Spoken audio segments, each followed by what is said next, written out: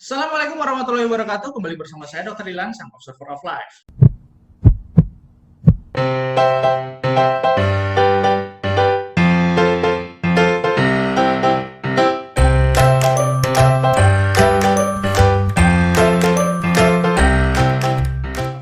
Nah, di video kali ini saya kembali berkolaborasi dengan sahabat saya, ya, ketua angkatan di alumni saya, dan beliau saat ini sudah sangat sering lah ya untuk selalu mengisi webinar-webinar. Tapi di sini saya lebih tertarik untuk menggali perjalanan hidup kawan saya ini gitu. Jadi dari awalnya apakah dia memang cita-citanya untuk menjadi seperti ini atau ada tantangan-tantangan yang pernah dilaluinya, dan itu yang ingin saya gali. Dan ini adalah kawan saya, Dr. Benny Satria.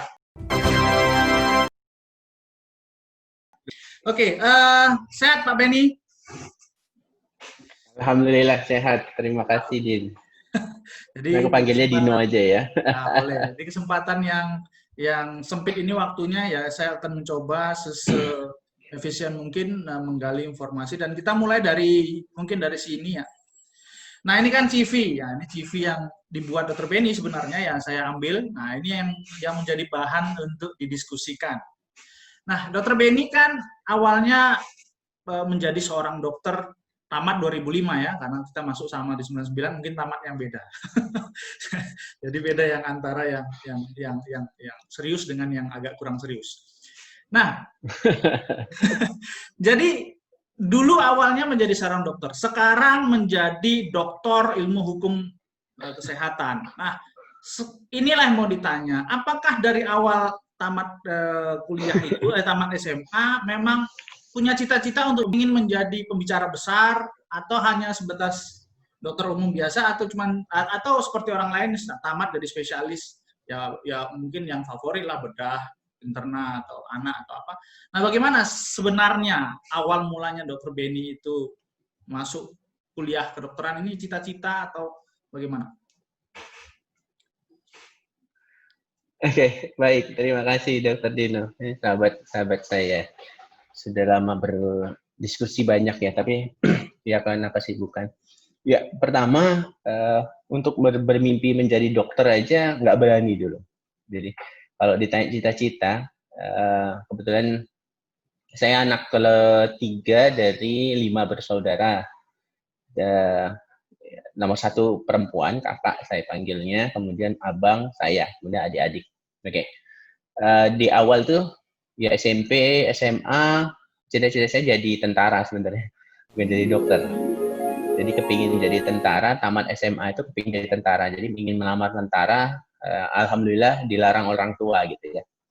Ya, kecewa pasti, tapi karena Allah punya jalan lain kan gitu ya. Semuanya pasti ada hikmah. Jadi karena tidak diizinkan, kemudian ya sudah cobalah PNS gitu ya. Nah, orang tua juga tidak memaksakan juga. Jadi pada saat tes kuliah gitu ya, bukan PNS sorry, pada saat tes tamat SMA, karena tidak diizinkan untuk ambil tentara akmil ya, maka daftarlah apa dulu kita sebut UMPTN gitu ya, zamannya kita itu UMPTN.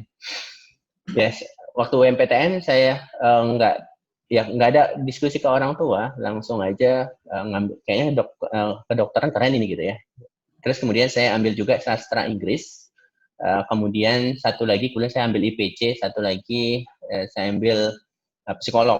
Saat itu psikolog USU itu baru buka gitu. Ya, alhamdulillah yang terima itu sastra Inggris Unimed ya. Unimed sekarang. Jadi keterima di sastra Inggris Unimed.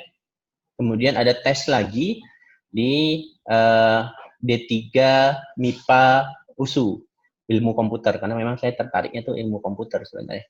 Ya, alhamdulillah keterima. Untuk di Unimed tidak saya ambil karena pertimbangan jauh ya. Karena memang ya sudahlah fokusnya ke komputer aja. Tapi sebelumnya saya juga udah pernah mengikuti tes di Fakultas Kedokteran UISU dan melihat lulus gitu. Nah, pada saat lulus santai saja karena memang tidak terlalu fokus di situ karena tahu biayanya pasti mahal, nggak akan bisa masuk gitu. Kemudian orang tua nggak tahu uangnya dari mana, karena orang tua saya cuma PNS golongan 3, bapak ya. Sementara ibu saja itu tidak tamat SD. Bahkan baca tulis saja saya masih mengajarin SMP. SMP tidak bisa baca tulis, tapi kamilah anak-anaknya yang membantu supaya ibu bisa baca tulis. Yang nggak tahu ada, akhirnya masuk kuliah di kedokteran, dijalanin saja gitu ya. Nah, dijalanin saya kedokteran, saya masih ingat itu uang jajan itu dengan uang makan, bensin, ongkos 1 minggu itu cuma 100.000. 1 minggu.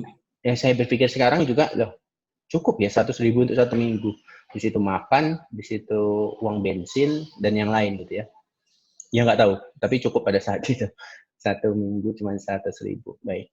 Gengsi dan malu, kemudian segan juga pasti dirasain ya. Karena kan pada saat itu teman-teman itu, ya bisa kita katakan ada sepeda motor, kemudian mobil, dan segala macamnya. Dan akhirnya memang dibekali di semester, di angkatan 2 mungkin dibelikan, karena nuntut-nuntut terus, supaya dibelikan kereta ya, sepeda motor. Baik. Nah, jalan ini masih dijalanin tuh. Jadi kuliah kedokteran, kemudian kuliah di USU, kedokteran USU, baru setelah siang itu sempat. Tapi akhirnya karena keseringan bentrok, saya pikir ya kalau ngejar 2 kelinci pasti nggak akan dapet. Jadi fokuslah di kedokteran. Alhamdulillah, ya karena saya adalah keturunan pertama dan mungkin terakhir juga, mudah-mudahan tidak, yang jadi dokter, ya saya ingin fokusnya di situ. Paling nggak adalah keluarga, baik dari sisi ayah atau ibu yang dokter gitu. Begitu tamat, keinginan jadi tentara itu masih ada gitu ya. Jadi karena terhalang orang tua, ya saya alhamdulillah lagi gitu. Yang tadinya tamat SMA mau jadi tentara ya, kemudian tidak diizinkan, kemudian mau sudah hampir sempat ngambil berkas Sekodam pada saat itu. Tapi akhirnya mundur lagi karena memang orang tua tidak setuju. Ketidaksetujuan nggak bini tanya ya kenapa tidak setuju. Tapi ya sudahlah kalau orang tua tidak setuju, karena ridho orang tua kan masih beranggap ridho orang tua atau maksud orang tua pasti baik lah. Nggak ada orang tua yang tidak baik untuk niatnya atau nasihatnya kepada anak-anaknya, pasti nggak ada. Nah, keinginan jadi spesialis ada pada saat itu. Jelas ya, semua dokter pasti ingin jadi spesialis, jelas itu semua. Yang namanya ingin jadi dokter pasti ya. Keinginan menjadi dokter spesialis jelas, kepinginnya itu spesialis anak dan spesialis bedah. Kenapa spesialis anak? Karena memang saya tugasnya juga di klinik Bidan Mariani ya. Bidan Mariani itu bidan yang pasiennya itu banyak. Jadi pasien itu sehari itu kalau kita praktek dari jam 9 pagi sampai jam 5 sore, itu paling tidak ada 80 sampai 120 pasien anak. Jadi keinginan menjadi dokter anak pasti lebih besar. Tapi pada saat mau mengambil formulir, sempat ditanya juga, ini uang kuliah dari mana ya? Gitu. Sempat mengemis juga ke orang tua. Ada nggak uang sekolah untuk jadi spesialis? Gitu ya. Orang tua pada saat itu mukanya agak sedikit unhappy lah kalau menurut saya. Karena memang kan ada adik saya lagi 2 di bawah. Ya, beliau akhirnya mengatakan begini, Pak, saya cukuplah sampai di dokter. Selanjutnya, kayak kalau mau sekolah ya silakan, tapi coba dengan biaya sendiri. Artinya ya sudah tertutup kemungkinan lah. Karena dari dokter jaga kan paling 25.000 tuh sehari gitu ya. Belum lagi nanti pasien per pasien kita cuma dapat Rp2.000, paling 3.000, tapi jarang 3.000 ya. Ya akhirnya kemudian ya sepertinya pintu spesialis tertutup lagi nih gitu ya. Ya artinya kalau satu pintu tertutup ya kita terlalu konsentrasi di situ, saya pikir juga nggak ada gunanya juga. Mungkin ada pintu lain yang terbuka atau tidak ya. Tanpa disengaja memang kenapa tidak mengambil manajemen ya. Nah itulah awal berpikir. Walaupun memang tidak terlalu suka dengan birokrasi, administrasi, manajerial, tidak terlalu suka memang. Cuman satu saja yang berpikir, ini dokter-dokter kan tugasnya di rumah sakit nih. Dokter kan gengsinya tinggi, nggak akan pernah mau dia dipimpin oleh non-dokter. Ya kita katakanlah mungkin tenaga kesehatan lain, atau mungkin ekonomi, walaupun dia profesor, pasti dokter nggak akan pernah mau nih, karena gengsi dokternya gitu. Hanya berpikir dari situ. Iseng-iseng memang kemudian berpikir di mana yang ngambil sekolah magister rumah sakit. Pada saya hanya berpikir di mana ya. Sempat diskusi ke dokter Roni, sekarang beliau sudah spesialis mata, lebih di USU saja. kebetulan dokter Depi mau ngambil juga biar sama kalian. Oh gitu ya.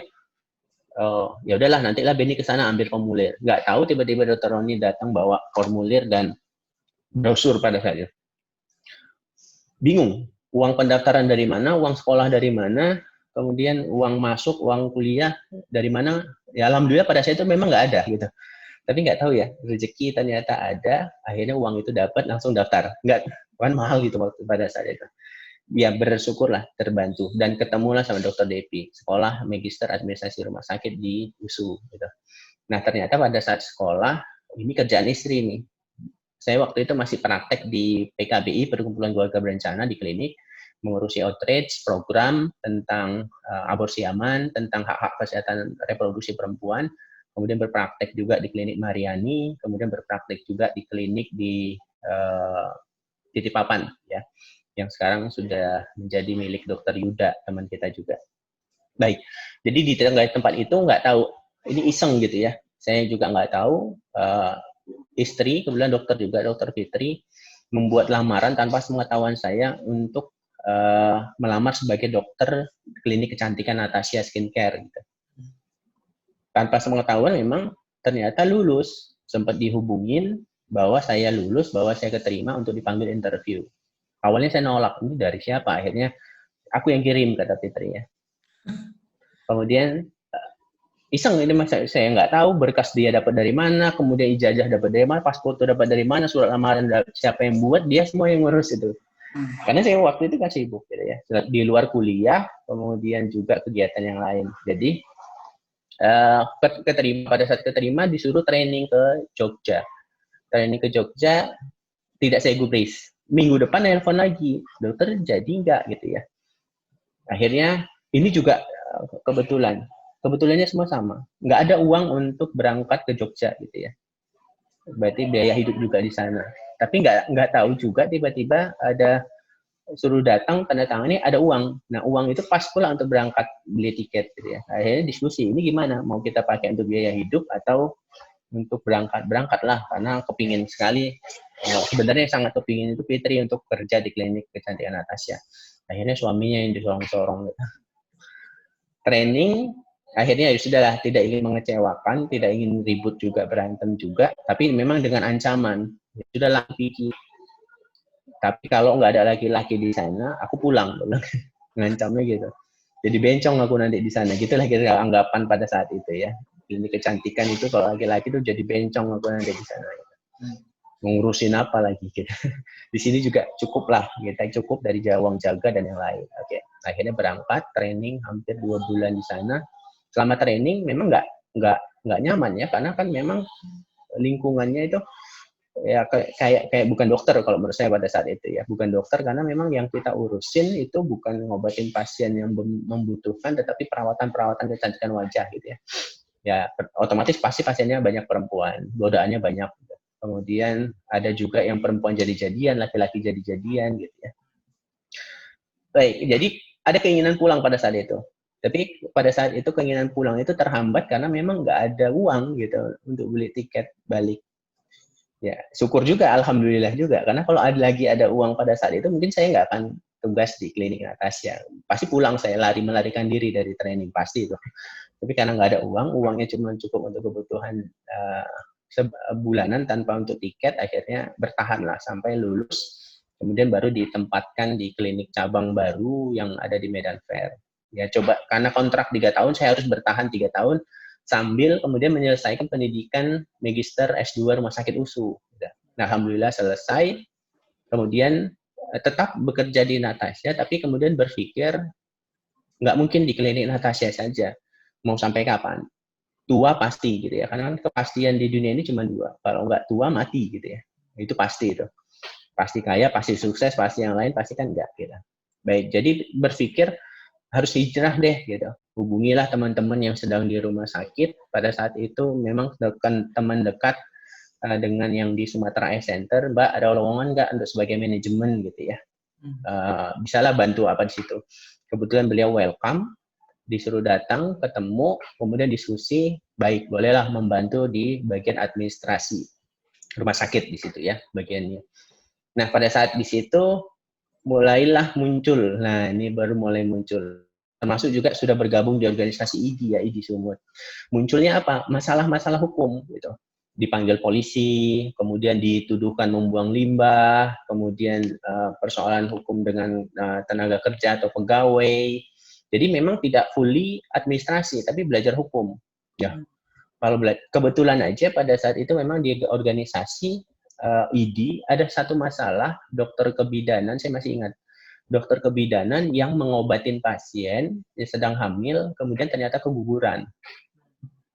Nah, di situ terlihat dokter itu sangat stres, memang dokter kebidanan sangat stres. Saya kenal tapi saya lupa namanya. Kemudian di ID bolak-balik ketemu, di ID juga bolak-balik konsultasi, tetapi di ID sendiri tidak ada yang bisa memahami hukum. Gitu. Nggak ada yang bisa mengasih nasihat hukum, nggak ada yang bisa ngasih pendampingan hukum. Masaan dokter mengobatin pasien, kemudian terjadi keguguran, dokternya dituduh malpraktek gitu ya. Nah ini kan sebenarnya dari sisi dokter sangat menyedihkan. Menyedihkannya itu apakah ini malpraktek, ada keinginan tawan. Termasuk juga yang pengalaman di rumah sakit yang dipanggil-panggil polisi itu, yang dituduhkan membawang limbah, yang dituduhkan dokter malpraktek, efek samping, resiko medis itu selalu diterjemahkan malpraktek. Akhirnya membuat penasaran belajar hukum, jadi beli buku lagi, cari tentang apa sih malpraktek, apa sih memang pidana, apa sih ini gitu ya, makhluk apa sih ini gitu. Ya sambil juga bertugas di rumah sakit Sumatera Center. Nah, hampir 2 tahun di situ, kemudian dihubungi Dokter Binarwan untuk membantu beliau beliau ada beli rumah sakit baru. Pada saat itu belum dikasih tahu itu rumah sakit Sarah. Jadi dia ada beli rumah sakit, kemudian dia butuh orang di manajemen dokter. Karena memang ternyata undang-undang itu mewajibkan untuk menjadi direktur rumah sakit harus dokter dulu dia gitu. Nah ini kan sama seperti kemarin. Karena waktu di awal, waktu rekomendasi mau sekolah magister rumah sakit, saya minta rekomendasi ke dekan ya, almarhum Dr. Rosian Anwar. Minta rekomendasi beliau. Pada saat itu komentarnya memang, loh ngapain dokter ngambil manajemen rumah sakit? Gitu. Mau jadi apa di situ? Kenapa nggak spesialis? Ya itu sedikit terpukul juga ngapain. Tapi saya tetap yakin bahwa dokter itu tidak akan pernah mau dipimpin oleh non dokter, gitu keyakinan pada saat itu, karena kan belum tahu undang-undang. Oke, jadi memang begitu sekolah dan banyak bermasalah di hukum, kebetulan saja memang ini semuanya serba kebetulan. Pada saat sedang mempelajari tentang hukum, dihubungi Dr. Yuda Prayogi untuk bergabung di organisasi yang beliau ada di dalamnya sebagai bendahara. Namanya organisasinya Masyarakat Hukum Kesehatan Indonesia. Ini adalah cabang dari Jakarta gitu ya, yang anggota WAML, World Association Medical Law. Beliau bendahara diminta bergabung sebagai kepala bidang hukum kajian kesehatan. Oke, bolehlah karena ada Yuda di situ ya, Dokter Yuda. Baik, bergabung dengan orang-orang yang ternyata di organisasi itu bukan cuma dokter, ada pengacara, ada hakim, ada jaksa, ada polisi. Loh, jadi banyak ini.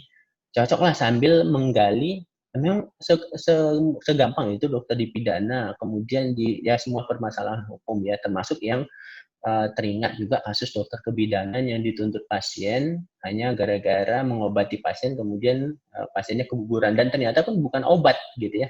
Pak dokter itu hanya mengobati keputihan pada ibu hamil, yang itu normal kan, pada ibu hamil kan normal keputihan. Beliau hanya mengobati keputihan dengan membersihkan daerah sekitar kewanitaannya gitu.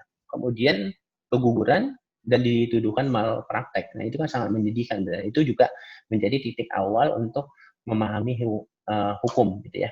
Jadi bergaul dengan MHKI, banyak berdiskusi dengan pengacara, dengan hakim, polisi, jaksa yang ada di dalam organisasi. Kemudian menerima lah lamaran atau menerima tawaran tantangan sebenarnya dari Dr. Bin, mau nggak menjadi direktur di Rumah Sakit Sarah gitu. Waktu itu jangan langsung direktur lah dok, paling nggak saya dari bawah saja dulu supaya kepelayanan, supaya saya banyak mengenal karyawan. Ya 1 tahun menjadi kepala pelayanan medis, kemudian dapat amanah menjadi direktur Sarah. Pada saat itu diskusi juga dengan Dr. Yuda. Ini rumah sakit Sarah, rumah sakit lama yang dan dulu bagus, tapi kemudian tenggelam gitulah. Menjadi tantangannya itu di situ. Gitu. Nah, jadi sambil menjadi direktur, akhirnya didoronglah oleh teman-teman di MHKI ya sudahlah kan sudah banyak paham tentang hukum, kenapa nggak sekolah gitu. Akhirnya cari lagi informasi, ada nggak ya sekolah magister hukum kesehatan gitu lah di Medan. Jangan keluar lagi karena biayanya kan berat. Ternyata belum ada. Yang ada itu doktor hukum kesehatan di Bandung. Nah, ini bingung juga dokter, langsung dokter, belum ini kok gitu ya. Akhirnya ketemu dengan teman-teman yang lain, boleh bisa ada sekolah ke sana, tapi kita harus kompak minimal 10 biar supaya agak ringan uang bimbingan, uang promotor, uang kompromotor dan yang lain. Tujuannya itu. Akhirnya ketemu 10 orang dari Medan untuk kita sama-sama berangkat gitu ya. Nah, itu awalnya sekolah hukum. Alhamdulillah sakit kepala memang. Sakit kepala karena memang kita nggak ada basic hukum gitu. Begitu sekolah kita cerita hukum, dokter pula lagi, kemudian ketemu promotor, diskusi, ya ada sedikit pecutan ya, kok dokter ngambil hukum? Ya ini aja nggak paham, ya belum lagi bahasa-bahasa Latin semua ya, belum lagi metodologi penelitian hukumnya itu jelas sangat bingung. Sempat mau mundur juga ya, ngapain gitu. Tapi ya sudah, karena kita sudah daftar dan kita sudah semangat pada saat itu, kita lanjut sekolah doktor hukum di Bandung ya, Unisba, Universitas Islam Bandung. Nah, 1 tahun menjadi 6 bulan lebih tepatnya 1 semester, ternyata Pancabudi membuka kelas Magister Hukum Kesehatan kelas pertama ya. Nah, karena memang sambil nggak ada masalah nih untuk ikut lagi sekolah lagi. Jadi ngambil lagi sekolah, mendaftar lagi sebagai mahasiswa di Magister Hukum Kesehatan di Pancabudi. Gitu ya. Nah, sambil juga sekolah, ya ini kan akhirnya kan dosennya sama, bimbingannya sama, ilmunya sama, ya sekalian lah ya. Ngambil doktor, sekalian ngambil magister hukum juga. Nah, pada saat sekolah magister hukum, banyak diskusi pemahaman hukum, termasuk penyelesaian kasus-kasus, berdiskusi bahwa harus ada wadah di mana dokter-dokter ini harus dilindungi. Rumah sakit itu harus dilindungi dari praktek-praktek atau oknum-oknum pengacara, LSM, atau masyarakat yang dengan mudahnya menuduhkan malpraktek gitu ya. Dasarnya di situ. Jadi paling tidak dokter harus dilindungi lah. Ya, kemudian rumah sakit juga harus dilindungi. Tidak ada dokter yang mempunyai niat jahat membunuh pasiennya, gitu ya, seperti di sinetron nggak ada itu. Yang ingin kemudian mematikan pasiennya nggak ada. Jadi niatnya itu di situ. Jadi sampai kuliah banyak ketemu dengan orang-orang yang sevisi ya, sepemahaman bahwa dokter itu harus dilindungi, rumah sakit harus dilindungi. Termasuk dosen-dosen yang banyak memberikan pemahaman hukum. Nah, sembari sekolah itu hampir 2 tahun ya, buka lagi pendaftaran untuk extension sarjana hukum. Katanya kalau mau jadi pengacara harus SH dulu. Nah, ini mau motivasi lagi, sekolah lagi nggak ya? Padahal S2-nya belum selesai, doktornya belum selesai, tapi mau sekolah lagi dengan SH lagi. Jadi akhirnya ya karena sambil jalan juga, sambil ilmunya pun sama, bukunya pun sama, kemudian belajarnya juga sekalian, daftar lagi akhirnya. Belum tamat SH, belum tamat doktor, ngambil lagi SH-nya saja, nah hukum S1. Jadi sekalian. Ya, alhamdulillah sambil sekalian jalan, tamatnya pun juga sesuai yang daftar. Jadi karena daftarnya pertama doktor hukum, tamat, alhamdulillah. Teman-teman yang lain masih ketinggalan gerbong, gitu ya. Kemudian daftar yang kedua magister hukum, alhamdulillah tamat. Kemudian baru yang terakhir SH-nya tamat. Gitu ya.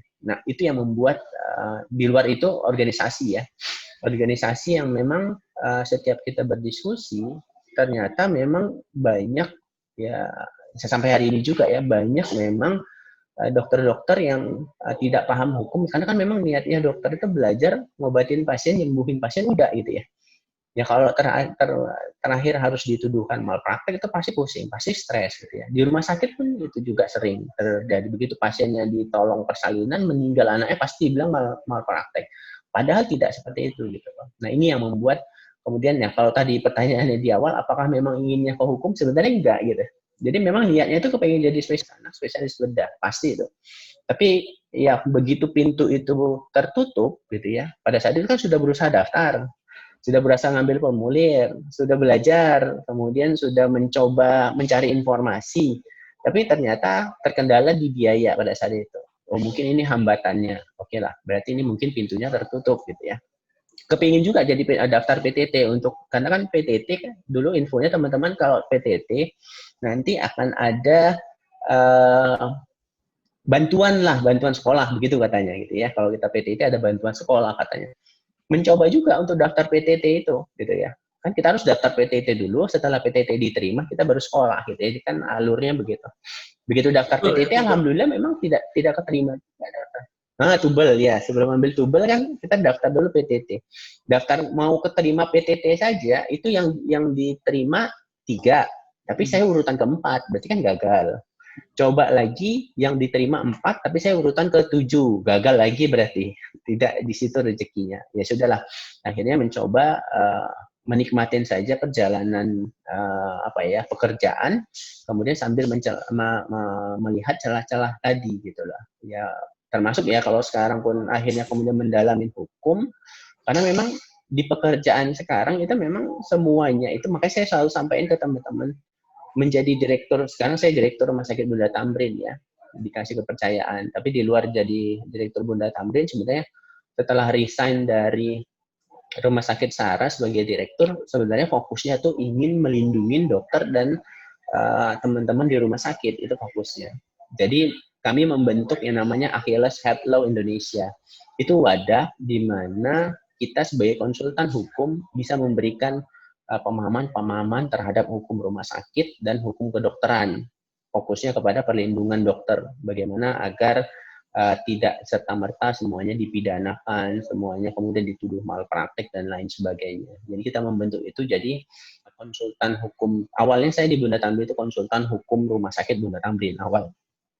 Kemudian konsultan hukum di Rumah Sakit Grand Medistar Lubuk Pakam, dan konsultan hukum juga di Rumah Sakit Inanta Padang Sidampuan.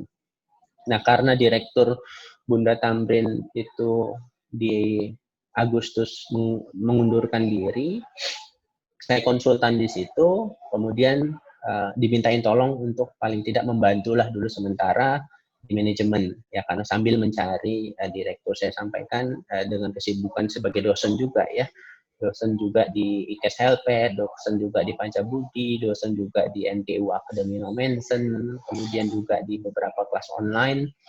Akhirnya dengan kesepakatan ya, dengan menerima kesibukan saya semua, Bunda Tamrin menerima, akhirnya saya coba menjalani untuk menjadi manajemen manajerial. Nah, dulu pada saat kita berdiskusi, pada saat sedang sekolah itu dulu ya, saya selalu mendorong teman-teman di manajemen, direktur rumah sakit untuk belajar hukum lah, paling tidak membaca-baca, tidak harus sekolah.